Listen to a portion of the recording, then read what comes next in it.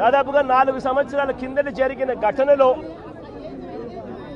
ఈరోజు topic divert చేసేందుకు 4వ తారీఖు రాత్రిన సురేష్ను దళిత ఎంపీని విజయవాడ డిప్యూటీ మేయర్ భర్తను అరెస్ట్ చేస్తారు. ఆ రోజు ఏం జరిగింది? పట్టాభి అనే వ్యక్తి ఆ రోజు తెలుగుదేశం పార్టీ కార్యాలయంలో తెలుగుదేశం పార్టీ అధికార ప్రతినిధి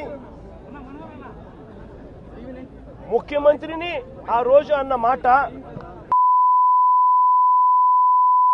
నిజంగా ఆ మాదిరిగా ఒక వ్యక్తి తిడితే రాష్ట్ర వ్యాప్తంగా ఆ ముఖ్యమంత్రిని ప్రేమించే వాళ్ళు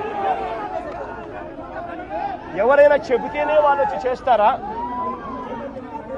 కడుపు మండిన వాళ్ళు ఈ అన్యాయాన్ని చూడాలనుకునే వాళ్ళు చూడకూడదు.